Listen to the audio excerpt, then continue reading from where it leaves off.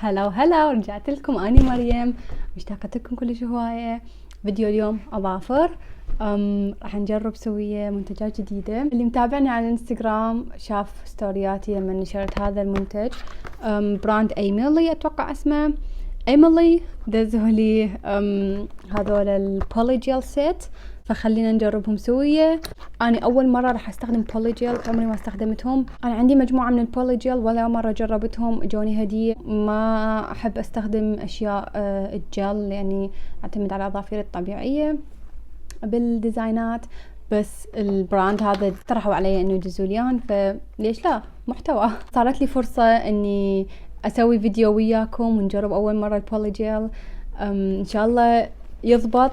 او خلي اقول لكم معلومة، اذا اني عرفت اليوم اسوي اظافر حلوة بالبولي جيل معناها الكل يقدر، لان اني اول مرة استخدمهم، ولا عندي خبرة ولا عندي اي فكرة عنهم. سوية راح نتعلم، سوية راح نجربهم. اللي سويته بس اني باليومين الراحت شفت هواي فيديوهات، وأحسني أخذت كل المعلومات اللي المفروض واحد يعرفها. هم حاطيننا ورقة بيها تعليمات الاستخدام. ماكو شي جديد، كله شفته على اليوتيوب، تعلمت هواي من اليوتيوب. خلينا نشوف. يجون 6 ألوان، كلهم ألوان بيجية بس بيها لمع. خليني أسوي سواتشنج لهم وأشوفكم ألوانهم. رجعت على النظارة لأنه أسهل لي بالتصوير. جربت الألوان هنا على ذول الأصابع. الألوان هم كالآتي. هذول الألوان أحسهم يشابهون كلش. شو تقولون انتم؟ ما جاي على بالي أي ديزاين، ما جاي على بالي أي شيء، المهم أريد بس أستخدمهم. فخلينا ننزل شوي الكاميرا على المنطقة اللي راح أشتغل بيها، شغل الكاميرا الثانية ونبلش. حتى نشتغل بالبولي جيل نحتاج هواية أشياء. أول شي نحتاج فرشة، اللي هي تجي من جهة فرشة، من الجهة الثانية هيك شي حتى ناخذ الجل، لأنه كلش يلزق وثخين. بيها جهتين. نحتاج أكيد الفورمز، دول فورمز، هم دول خاصين بس للبولي جيل، وعلى فكرة نقدر نستخدمهم مرة ثانية. يجون مثل الأظافر العادية. أنا عندي فورمز ثانيين اجوني ويا ذول اللي قلت لكم، جوني هدية، فاجوا وياهم بوقتها هيجي فورمز اشكالهم شوية مختلفة عن اللي عندي هسه اللي اشتريتهم. هيجي اشكالهم احسهم مو تمام، فما راح اجرب ذولا. جبت شي وياها بعد اللي هو مثل كليبسات او قراصات او ما اعرف يسموهم، حتى منو نحط الفورم. ثواني اشوفكم مثال. انه نحط الاصفر هيجي وبعدين نجيبه نحطه بهالطريقة حتى يلزم الاصفر، ومن هنا نقدر ننظف بالفرشة. خلونا نبلش. تليفوني كلش صار حار، ان شاء الله يتحمل.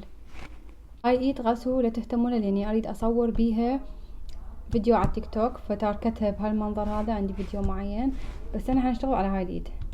الصعوبات انه اني ما اعرف اشتغل على هاي الايد، اعرف اشتغل بهاي الايد على هاي الايد بس مو بهاي الايد على هاي الايد، فراح نعاني. هنا عندي علبة مال بيس وتوب كوتات. انا راح اشوفكم اول اصفر والبقية حسوي وحدي. اول شي نحتاج نسوي انه نبرد الوجه مال الاصفر حتى يثبت الاصفر. نبرده، انا ما اريد اخليه يثبت فما راح ابرده برد قوي، شي بسيط. بعدين نحتاج ديهايدريتر اللي هو شي شكو رطوبة بالاظافر، شكو زيوت، شكو رطوبة. ببساطة نسوي هاي الحركة، ينشف بالهواء. بس شوفوا الاصفر شلون نشف، كله نشفه. بعدين نحط برايمر. البرايمر نحاول ما نخليه يوصل على الجلد، بس هيجي بالنص كافي حتى لا يسوي حساسية. البيس كوت هم حستخدمه من نفس البراند ايميلي، على فكرة هذا براند ألماني، أتوقع يوصل لكل العالم، موجود بأمازون. هذا البراند خالي من هاي المواد المضرة بالأظافر واللي تسوي حساسية للجلد. هم قالوا لي هاي المعلومة فحبيت أقول لكم إياها. أنا مو خبيرة بالجل ولا عندي أي معلومات قوية عن الجل، أنا مجرد هاوية. أنا شوية أحسن زينة أكثر بالأصباغ العادية، بس هم قالوا لي إنه إحنا يعني بالجديد طورنا الفورمولا مالتنا.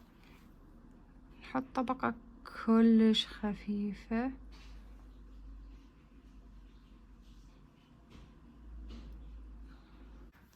هيك الطبقة حطيت وننشفها 60 دقيقة. نسيت البس هاي، بس يلا بعد تأخرت. هذا هسه كلش يلزق، ضروري ما تحطون ايدكم على الجل ورا ما ينشف ويكون بيه طبقة لزق، او قبل لا ينشف لان تصير تكون حساسية. طيب اللون اختاريناه هذا اللي هو هذا. نجيب فورم، ما اعرف هو قياسي حاليا بس لازم نقيسه حتى نعرف. هذا الكبير، لحظة. هذا يجوز.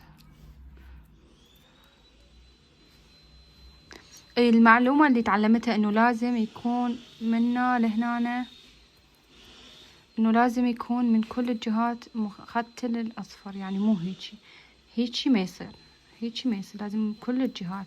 هاي معلومة تعلمتها من الانترنت. معلومة ثانية تعلمتها انه لازم يكون اكبر من الاصفر بحبة، فممكن هذا ايش قد هذا رقم 1؟ لا هذا اصغر، رقم 1 يعني. جرب رقم 1 انه اكبر بحبة. شو تقولون نجرب؟ نجرب اكبر بحبة لو نجرب نفس القياس؟ شوفوا هذا اكبر، هذا اكبر احسن حتى نكون متأكدين دا نسوي شي صح. نحتاج سائل. سائل اللي هو ببساطة الكحول. نجيب الكحول نحطها هنا، هاي ما نحتاجها.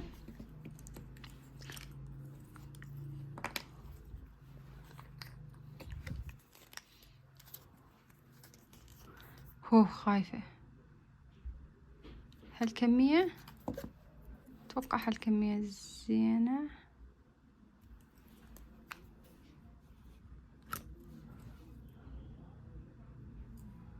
هذا هواية.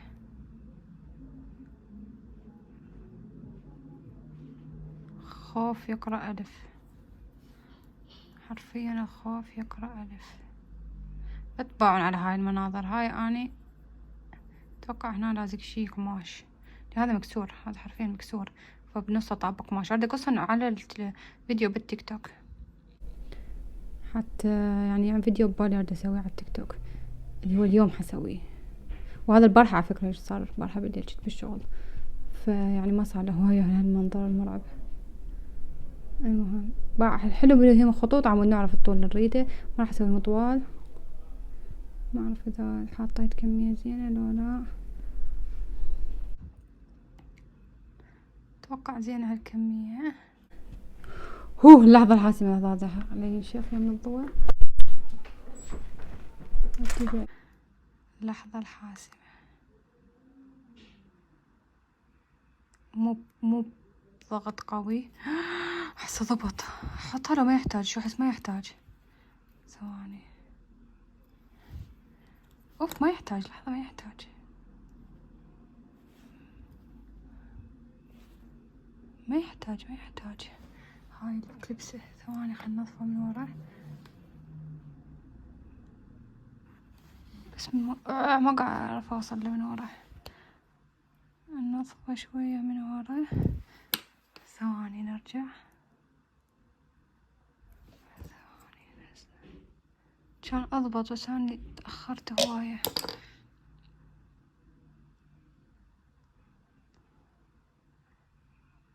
ايه اشتغل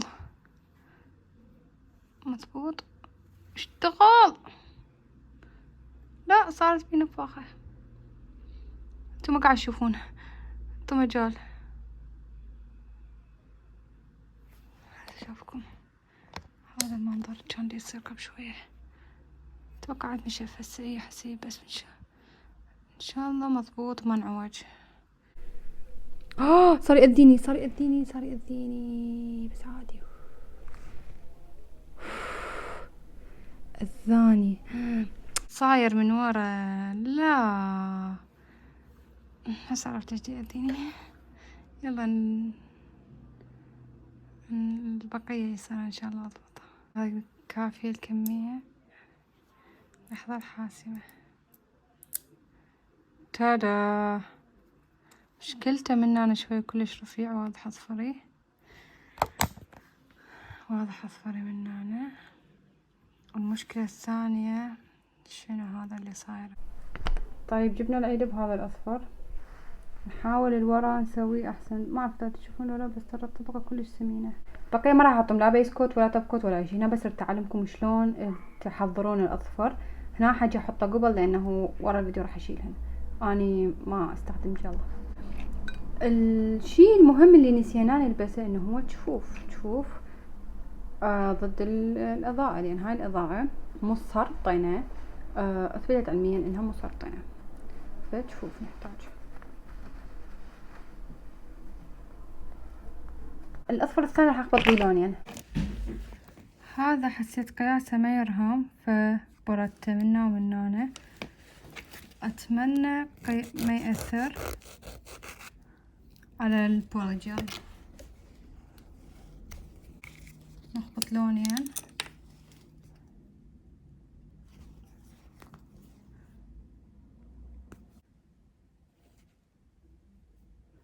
هالكمية زينة.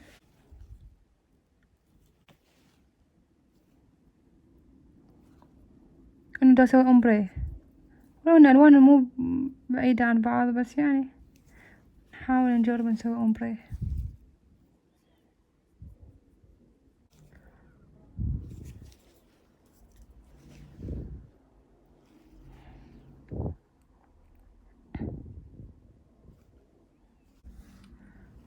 بس بهالطريقة، ونحطه.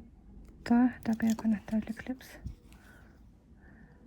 الجف كان مخرب على الكليبس، بس هسه بيرفكت ان شاء الله يثبت. شوفوا نحاول من ورا شوية ننضبه حتى لا يصير مثل قبل شوية. صار يحرقني. اوه هذا شكله توب، شكله توب. هي يا جماعة هذا حسه أكثر شي ضبط عندي، واو. بس بعد طبعا ما نشفته ومنه نظفته من ورا، حسيته توب. وهسه لحظة حاسمة، حسيته سهل، بس يعني يراد تمرس، يراد واحد مرتين ثلاثة. أي كان يحرقني. هي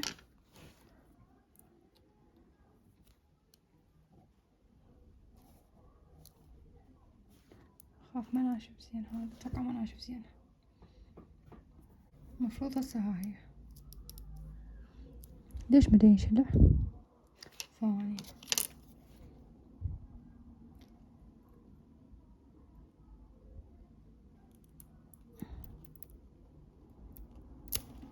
اخسو عرفت ليش، لين بردته. بس شوية خفيف زايد عن اللزوم، شوية خفيف زايد عن اللزوم. خلصوا الخمس اظافر هيج صاروا. وهسه نشيل الطبقة اللي هي تلزق.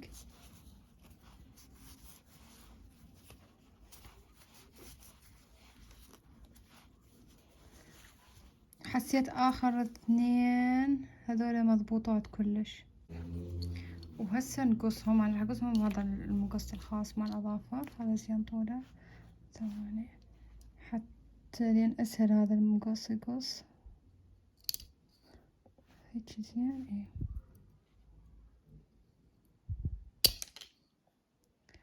هيك زين.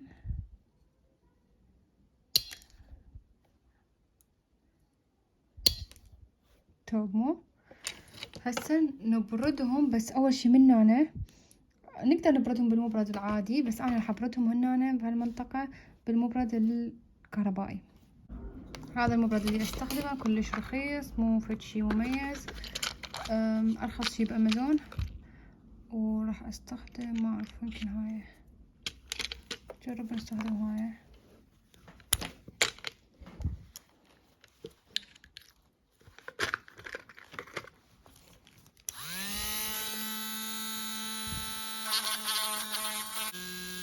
هذا سويته بهاي الراس. مشكلة انه يمنى ويسرى، ولا اشتغل بايد اليمنى او بالايد اليسرى، ما متعودة اشتغل بالايد اليسرى. فوقها تصوير، فيعني معاناة. فاسويها سويتها بدون ما اصور. هسوي بهالطريقة احاول. هسه نجيب مبرد ونبردهم كلهم. ترى حلوين والله حلوين. زين هسه نخلي هذا اللامع كله نوخره. ليش؟ حتى يثبت التوب كوت. ضروري اللمعة هاي كلها نشيلها والا ما راح يثبت عندنا التوب كوت.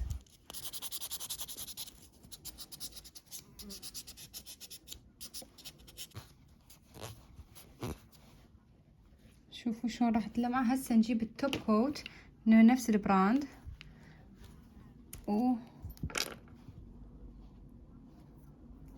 اتوقع لاصق هنا، لازق او طاب قماش بين الاصفرين.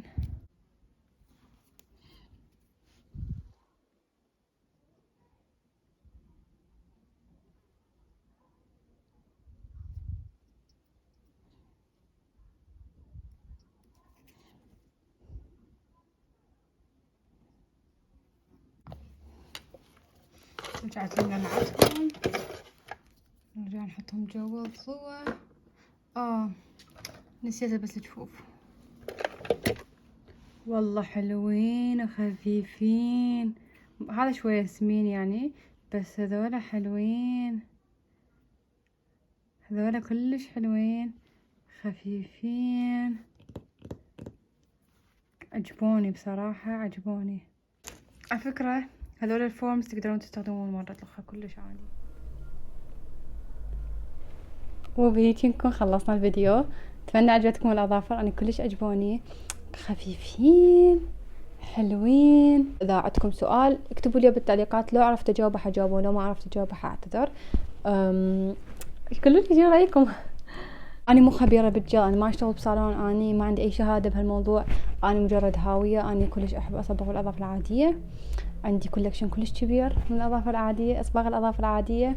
عندي اتوقع اكثر من 400 صبغه اظافر.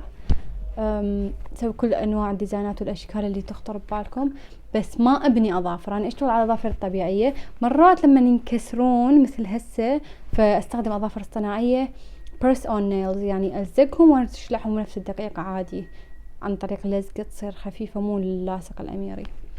فهذا اللي انا اسويه على طول. انا ما ابني اظافر نهائيا، بعمري ما رحت صالون يبني اظافر. كل الشغل اللي اسويه شغل ايدي على الاظافر الطبيعيه باصباغ اظافر عاديه. ف حبيت بس اجرب وياكم واشوف اذا اني اعرف اسوي اظافر جل ولا لا. اول مره اسوي جل بولي جل عادي جربته مره مرتين هيك شي، بس ال بولي جل اول مره. انا راح اشيله مرة الفيديو على طول. اني ما استخدم جل نهائيا، ما احبه، ما احب فكره اني ما اقدر اغيره لفتره طويله من الزمن. وشفتوني انه ما حطيت لا بيس كوت لا توب كوت، بس هذا الاصفر هناك كل شيء ما حطيت حتى اشيله بكل سهوله بدون ما يأذي اظافيري. اريد بس انوه على شغله مهمه كلش بنات. هذا الاختراع اي ما تتراهم ويا الفيديو ادري، بس بنات اريد بس احب انوه على شغله كلش مهمه بالاخير. بنات ترى هاي الاضاءه مسرطنه. استخدمتها اني صحيح، ما ينشف الجل بدونها. قريت دراسه قبل فتره كلش قليله انه اثبتوا علميا انه هذا مسرطن. فالدراسه ما اعرف اذا راح القاها او لا، ممكن اذا لقيتها احطها بالصندوق الوصف. بس هذا اثبت علميا انه مسرطن. الاشعه اللي بيه مسرطنه، كثره التعرض له يسبب السرطان. فلهذا السبب اكيد شايفين هسه هاي الهبه نزلت ورا الدراسه بفتره، صرت اشوف هاي عند كل البنات اللي هي الجفوف اللي تحمي من اليوفي لايت. اذا كنتي كلش مجبوره وما عندك جفوف استخدمي واقي شمس زائد 50 قبل لا تروحين للصالون. ويعني اكيد مو على الاظافر لانه ما راح يثبت عندك اي شغل لهالحد. حطي واقي شمس لهالحد ولا تروحين تغسليه هناك. انه اهم شيء ما يجي على الاظافر لانه ما راح يثبت الشغل على الاظافر اذا اكو واقي شمس. بس الايد خلي عليها واقي شمس. الحمد لله احنا نلبس طويل البنات المسلمات. بس انتي لو كنتي ما تلبسين طويل حاولي يوم اللي تسوين اظافرك تلبسين شيء طويل. تابعوني على انستغرام، تابعوني على تيك توك، تابعوني هنا. فاتمنى حبيت الفيديو، اتمنى حبيت الاظافر، اتمنى تدعموني بلايك سبسكرايب اللي يعجبكم، تعليق اي شيء. شاركوا الفيديو لو تحبون تشاركوه. وها هي مع السلامة.